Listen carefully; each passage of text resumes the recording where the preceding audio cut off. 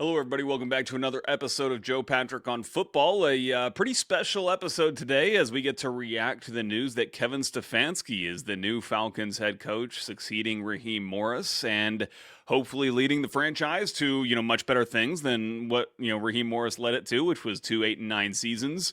There's obviously some controversy surrounding that and whether Stefanski is the right man to get the team above 8 wins. He's certainly did that a couple times in Cleveland with the Browns, getting them to 11 wins and a couple playoff appearances, but also had, some rough stretches there. And it is probably one of the hardest jobs in the NFL is being the head coach of the Cleveland Browns. So Stefanski has certainly been put through the crucible up there, and hopefully that means good things, that the Falcons will be able to reap some of those rewards of what he's been through with the trials and tribulations and be able to kind of spin it into something positive down here in Atlanta. So today we're going to be kind of reacting and explaining, why the team ultimately did land on Kevin Stefanski as opposed to some of these other candidates that we know that they've talked to. They had a pretty comprehensive set of interviews that they did in that first round, I think interviewing up to about 10 candidates. And once you start to see those second interviews, the quote unquote second interviews, those are typically the ones around the league where teams are basically trying to not let the guy leave the building, right? That's the phrase that's been getting used. But those second interviews are the ones that where you want to nail things down, and the order of those interviews I think is particularly indicative. On both sides, both the first coaches that the teams want to interview, and then of course who the coaches book as their first interviews. And I think given that the Falcons first scheduled Kevin Stefanski ahead of any other coach for his second interview, it was Kevin Stefanski's first second interview that he did as opposed to with any other team, and they were able to not let the guy leave the palatial space of Arthur Blank's home, where he apparently cooked. He metaphorically cooked, but he apparently also cooked the actual steaks that the crew had for dinner that night there at Blank's residence.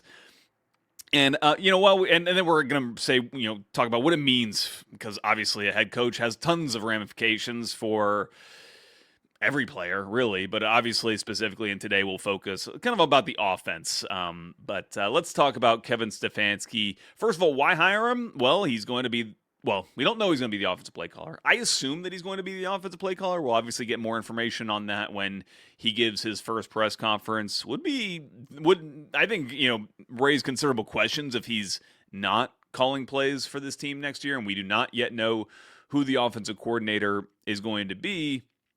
But, he's an offensive guy, and he's basically going to take control of that offensive side of the football. And what that means is that you basically have Jeff Ulbrich as kind of the coach of the defense. I know that's been Jerry Gray's literal title is head coach dash defense.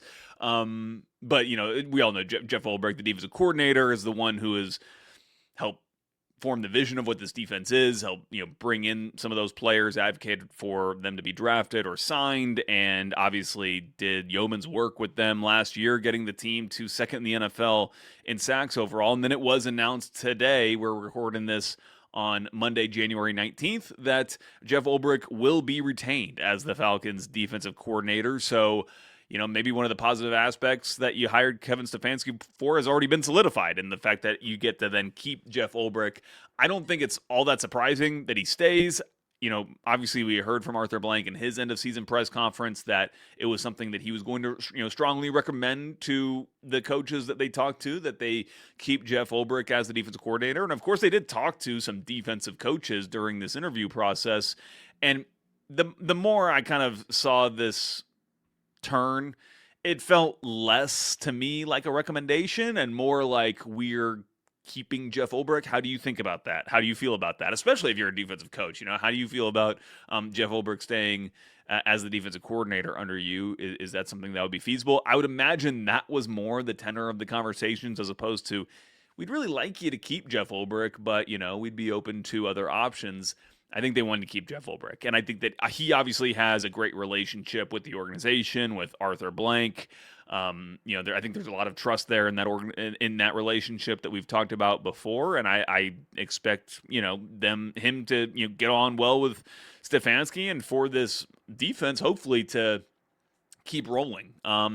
But let's get back to Stefanski specifically, because that is obviously good news that he brings along with him in Jeff Ulbrich. But I thought it was worth noting, just first of all, when we talk about the reasons why the Falcons should hire Stefanski in this new kind of vision, or like almost more like an attitude that the team wants to instill, and that kind of culture, quote unquote. I'll borrow from Chris Spielman. I'm almost starting to hate the word culture, and I'd rather just use what Chris Spielman prefers, which is the environment that is at Flowery Branch, and is it conducive to one that's winning? And I thought that the words specifically used by Matt Ryan in his statement introducing Kevin Stefanski in the press release was interesting, with some of the buzzwords, and these are buzzwords, but I think that they're specifically kind of stated buzzwords that were used, and this is all in one quote, talking about clear vision, aligned focus, fundamentals, toughness, collaboration, accountability, and player-driven culture. Those were the kind of the key phrases or words that I pulled out of, again, just that one quote that was given by Matt Ryan in the press release. And I think that they're all applicable for what Matt Ryan wants to build here. And I think there's one word out of that group that kind of stands out, and maybe in a more negative way. I think obviously a lot of fans would nod their head and say, yes, we want this. We want the aligned focus. We want the fundamentals. Collaboration is one that we've heard basically every Falcons coach use. And the reason is because I actually think that it is it's a legitimate thing. And I think that it's a word that certainly carries with itself a connotation that is kind of anti-accountability, right? Like if you're kind of collaborating to the extent that nobody really is taking authority or accountability in situations that ensures you get the job done, then that can become muddied. And it is worth noting that the next word, and I went in order from the top of the quote to the bottom when collecting this list of words and phrases, and Matt Ryan uses collaboration and then accountability next in the list. So ultimately, you do have to work with other people in that building. So there is a level of collaboration, but I think you obviously always want to be able to determine kind of where decisions are coming from, whether they're being made in the correct process, and whether ultimately they're getting results. And if they're not getting results, how are you going about, changing, adapting, and making sure you do get results. So anyways, I just thought those were some interesting kinds of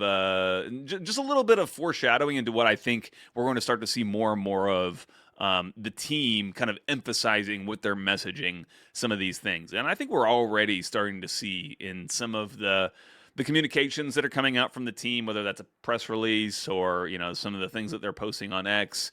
I think that we are going to start to see some things change a little bit about how the organization perceives itself, how it positions itself within the NFL landscape, and also the landscape of Falcons fandom, and kind of how you get more Falcons fans to connect with this team once again, which is always going to be important, but that's driven by winning, which is what Stefanski is here to do, and it's not something he did every year when he was in I was going to say Columbus, Cleveland. And it's why I think some people have some. I think there's some fair, valid criticisms or questions as to Stefanski's resume. I think there's also some unfair criticisms being labeled, a lot that revolve around, frankly, Shedeur Sanders and the quarterback situation. Basically, that I don't think Stefanski ever really was in control of dictating up there in Cleveland. And that goes back to the Deshaun Watson gambit that the Falcons attempted and were only outdone by, reportedly attempted and were only outdone by the Browns. And that proved to be obviously a terrible decision by them. When I've done some research with reading and listening to people on that Cleveland beat, and it sounds like all of them don't think that this was a Stefanski move, that this was an ownership move, and that Stefanski was then kind of stuck with this player who really does not fit his quote-unquote system. And let's kind of pivot and talk about what is his system, what does it mean for this Falcons offense. I think we don't know, obviously. He hasn't even spoken about it yet. We haven't heard from Kevin Stefanski yet about what he wants, what his vision of this team is. But if we're to use the best data or anecdotes or whatever. If we can best predict what he's going to do, I think it will be a return to honestly a lot more of like the look and feel of what Arthur Smith's offense was, which was an offense that was very much under center, a run first offense. Although time will tell on that, but given the Falcons' quarterback situation heading into this season and how uncertain it is, you would have to think that they're going to heavily rely on Bijan Robinson. But just stylistically, this offense is one with the quarterback under center, play action, throwing over the middle. These are a lot of the things that we talked about with Kirk Cousins and what he was going to bring to the quarterback position coming into the Atlanta Falcons setup. And ultimately, it didn't really play out the way that we thought because of the injury and then the offense that was implemented under Zach Robinson. But, Kevin Stefanski and Kirk Cousins work together. So that's the reason why they're very comparable, and that you're going to hear a lot of the same things that you heard about Kirk Cousins are going to also apply to Kevin Stefanski because they kind of came up together. And obviously, Kirk Cousins came up before under the then Redskins with that, tremendous coaching staff that they had there with Sean McVay and Shanahan, both the Shanahans and all of them. But obviously later in his Minnesota portion of his career, worked with Kevin Stefanski first as, well, I don't know if Stefanski was ever his quarterback coach, but Stefanski was ultimately the offensive coordinator over Kirk Cousins. And if you get, that Vikings offense was very, very good. And obviously it landed Stefanski his first coaching gig up there in Cleveland. So I think that, when we think about an offense that operates like that, it's interesting to think about what that means for Michael Penix. And, when we talk about stylistically, he's going to be under center play action. Obviously, that's not every time. They're going to be in some shotgun. They might even be in some pistol from time to time. Like they're obviously going to do, like every team varies it up to a certain extent. But I have to think that in this case, Michael Penix is going to need to start taking those under center snaps in practice. Like he's going to have to get ready. And I certainly hope that if that is what Kevin Stefanski thinks is the best way to play football, if that's what he thinks it takes to win, I hope he sticks with it and tries to get Michael Penix to that level where he's able to execute what he thinks it takes to win, as opposed to trying to model a specific offense for Michael Penix. And, there's a balance always, I think, for coaches in any sport to, how much do you tailor what you do toward the players that you have available to you, and how much do you try to kind of get them on board with what you want to do? It's never completely one way or the other, and there's always a fine line. It probably depends on the team how much you kind of have to, where you have to fall as a coach in terms of how much you want them to change versus how much you feel like you need to change. But in this case, I really hope that they work with Michael Penix on getting him under center and executing some of this play action stuff. I think he's capable of it. I think the reason why that did not happen last year is because the last staff did not think he was capable of it. That's just my reading of it. And they would probably deny that publicly if I were, if we asked, but like what you do says everything. And the fact that they only had like a handful of pass attempts from under center from Michael Penix, I think shows that they just were not willing to do that. I think only maybe one play action pass from under center, which, by the way, if the one I'm thinking of is the only one, then it was a nice completion to Kyle Pitts down the field. But anyway, I think that it's going to mean a lot for Michael Penix, and he's going to have to prove himself this year. We obviously knew that with the team in the situation where after this coming season, they're going to need to decide on Penix's fifth-year option. But, I think it's going to be even more important if the coaching staff is asking him to do something that's pretty drastically different than what he's operated in, not just with the Falcons these last 2 years, but also in Washington with Kalen DeBoer. So will be very interesting. But it's a big challenge for Michael Penix. But I think that players need to be challenged sometimes and need to evolve their games, and I think that you get a better, if the player's able to do it, you get a better version of that player on the other side of it. So we'll see how that goes for Michael Penix, but I do expect it to be a pretty significant change from what he has operated in. Next on my list is Kyle Pitts. What does this mean for Kyle Pitts? I mean, Kyle Pitts is already in a pretty interesting situation with him being a pending free agent for the first time in his career and coming off of one of the best years of his career, certainly the best year since his rookie year. And I think you can argue that it was actually an even better year than his rookie year, just given the other talent that was around him this last year, and tougher to kind of get a share of the football, a share of the targets this last year than his rookie year, where they were just kind of starting a building process, and also had a really good quarterback throwing to him that year in Matt Ryan, where he was able to rack up a lot of yards after catch and such. And I just thought this was a great year for Kyle Pitts, and I think Kevin Stefanski can get a ton out of Kyle Pitts. Kevin Stefanski, we talked about it kind of being under center play action, also has tended to lean more towards the heavier personnel side of things. So again, to talk about kind of going back to, an Arthur Smith look and feel offense, Arthur Smith was obviously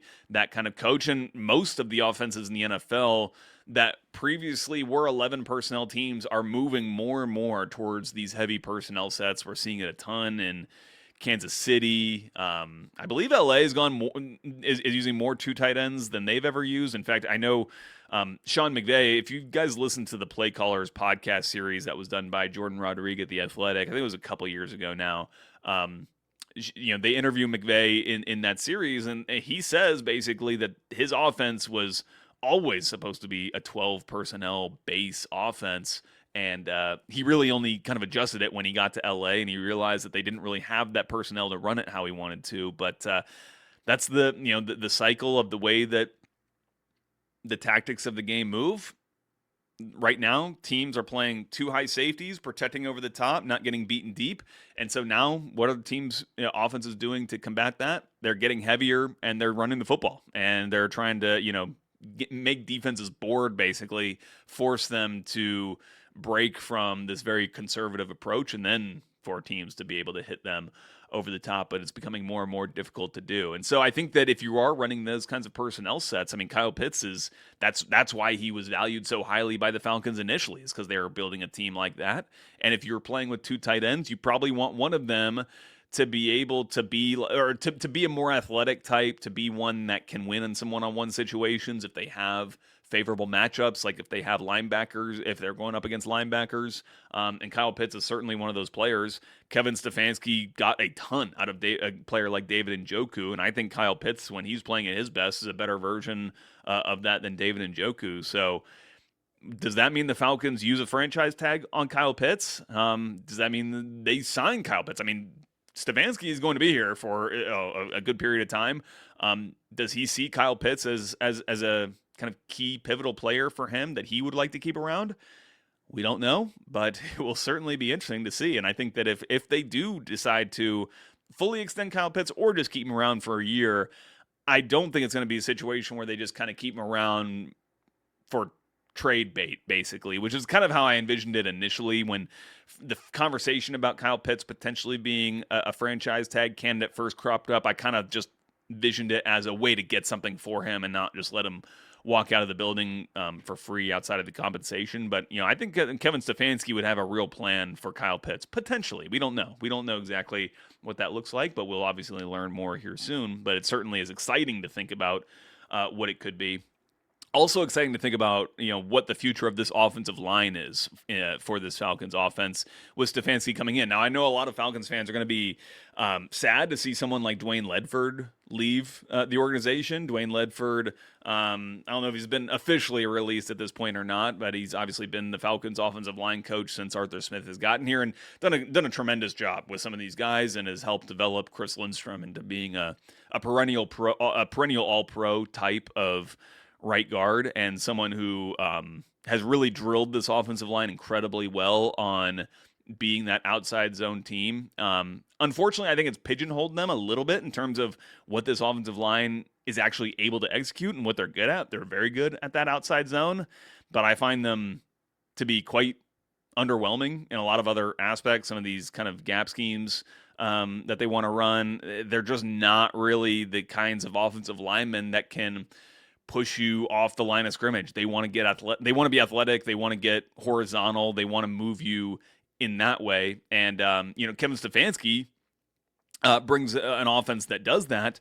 But the reason why I'm discussing this is because Kevin Stefanski brings with him probably the best offensive line coach that you can get in the NFL. And if Dwayne Ledford is like in that top tier, this guy is the top of that top tier, which is Bill Callahan. He's a famous coach. He'll borderline be like a Hall of Fame coach one day. He's coached been the head coach of the Raiders when they were in that Super Bowl against John Gruden in the early 2000s, and then Callahan went to be the head coach in Nebraska for a while, and now he's kind of later in life found, I think, a good solid kind of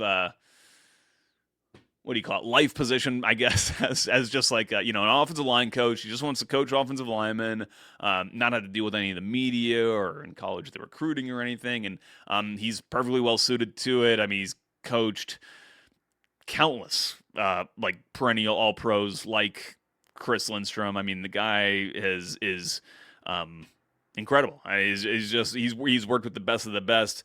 His son Brian Callahan was the former coach with the Tennessee Titans, which is where Bill last was coaching underneath his son. And now it looks like he will be linking up with Kevin Stefanski. It's been reported that Bill Callahan is coming with. So that's great, I think, for this Falcons offensive line, because not only can Callahan coach him up, but I think he gives a really veteran eye for the types of players they should be drafting. Callahan has previously been an offensive line coach with the Dallas Cowboys, who have always had a really good offensive line. He helped, get guys like Zach Martin to where they are, Joe Bitonio in Cleveland as well, where he's worked. So, there's the list of accolades for Bill Callahan is extremely long. You could have a whole podcast about him. Maybe we will at some point. But that's a huge get for the Falcons. And as much of, as good as Dwayne Ledford was, there aren't many people in his position who can, maybe be better than him, but Bill Callahan, I would think, is certainly one of them with the track record that he's got. And of course, what that means is that Bijan Robinson is going to eat in this offense. And obviously, Kevin Stefanski is a guy who, he wants to run the ball. He ran the hell out of Nick Chubb, got some great years out of Nick Chubb as well. Unfortunately, injuries just kind of caught up with him. Just some, not even ones you legislate for, just some gruesome, knee injuries that we know he's been through. But, you always knock on wood that your running back can stay away from those types. But I think Kevin Stefanski knows how to use backs really, really well. When you talk about Nick Chubb, Quinshon Judkins, who they drafted and were able to get him rolling late this year and really, change this offense. Like, the sky's the limit for Bijan Robinson. I know it's that doesn't really say a lot because he's already the best, basically. Glad he kind of got the statistical season that he had this year to show the talent that he has, because while Saquon kind of lit up the league the previous year with the statistics that he put up, I think Bijan's the better runner, and Saquon has basically admitted as such in that NFL 100s awards, basically saying that he is it. He is the man, and he is. There's not a lot else you can say about Bijan Robinson other than please stay healthy, because if he stays healthy, he's going to do something probably very similar to what he did this year, maybe even more on the ground, actually, because of a lot of his yardage, his total yardage this year was with everything that he did catching the football, and could be absolutely huge for this team. And as for the wideouts, we're just kind of going through all the positions, and I think it's a little tougher to tell for the wideouts. I mean, how much is this going to impact them? I don't know. If it's a more effective offense, if the play action is working to a better extent than it's worked in the past, then these receivers are going to find themselves with more opportunities, more open field catches, more ability to run after the catch through the scheme of the plays. Should be good, and Kevin Stefanski's coached really talented receivers, whether that's Stephon Diggs or Amari Cooper. He's been around some, really talented guys, and he's got some really talented players here, or at least one in Drake London. And it will be very interesting to see what Stefanski's thoughts are on the current overall room. We obviously know that he's going to love Drake London, probably already does. But what about, how do you fill the rest of that out? Who else do you need? What other kind of archetypes do you need at receiver outside of Drake London? You probably need someone who's a bit more of a field stretcher for you, for example. So who are you going to go out and acquire to be able to do that? Those are the kinds of questions that still kind of remain. But ultimately, if the offense is ticking, then the receivers in this offense are going to eat. And so that's basically it. I mean, I think it's an exciting hire. I think that he was always one of the top candidates available on the board. We had heard the reports that between the Falcons and Giants, they were both vying for John Harbaugh, and the one that didn't end up with Harbaugh was going to push hard for Stefanski, and you hope that, those two franchises hope that they landed with one of those two coaches, and lo and behold, that's exactly what happened. And now we're recording this on Monday, January 19th, the day that the Bills' head coaching job opens up. And you have to think that the Bills would have loved to talk to Kevin Stefanski and been interested to hear what he had to say about their job. And yeah, I've seen actually people arguing that the other way, that the Falcons actually made a mistake in not waiting for Sean McDermott to become available. Like, all credit to Sean McDermott and what he's done in his career and what he's done as the head coach of the Bills. Has been very successful there, but never felt like a defensive coach was really seriously in the running to be the Falcons head coach, and especially not one that was not available until literally we're talking today. And it brings me back to, I think, a very structural reason why Stefanski was the guy, especially over someone like Clint Kubiak, who I'd put it out there. And actually, this is going to come out in an episode later this week that I recorded with Corey Woodruff last week, which we were not able to get out for technical reasons, but it will be coming out later. We talk a lot more than just about the coaching search, but in that, I said, like, I think Clint Kubiak has probably got like the best. He's my preferred candidate because I just like his offensive scheme the most, although you could very credibly argue that Kevin Stefanski runs something very, very similar, and these guys are all just kind of iterations off of one another. But what Stefanski brings is an ability to get to work today. It's also an ability to build the staff, like we talked about with Bill Callahan joining.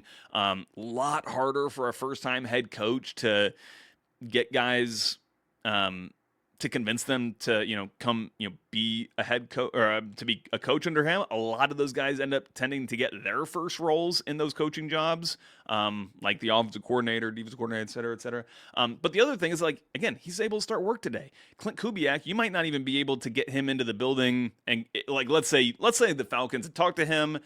They agreed behind the scenes. You're our guy. I'm your guy. Let's do this thing.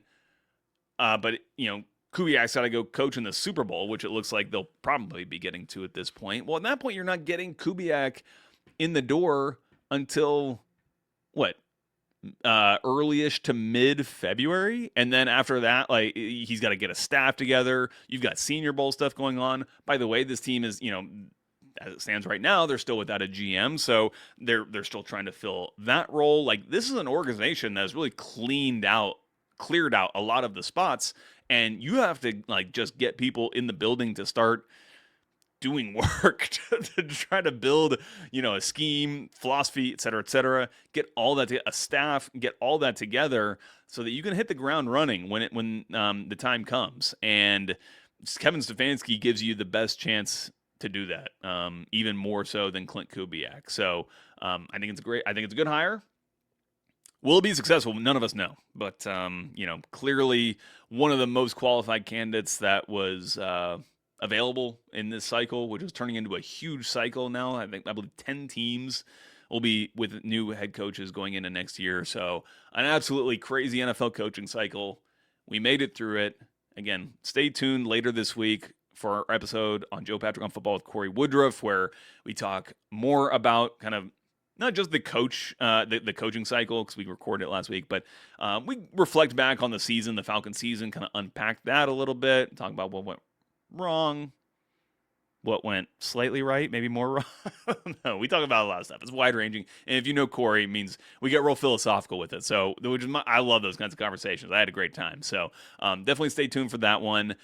Thank you guys so much for listening to another episode. If you want to watch the show, if you are just listening to us on a podcast, you want to watch us, just check out 92.9 The Game on YouTube. But I think most of you guys probably do watch us on YouTube as opposed to just listening to the podcast. If you do just want to listen on the go, you can get us, just search Joe Patrick on Football wherever you get your podcasts, and we'll talk to you guys later this week.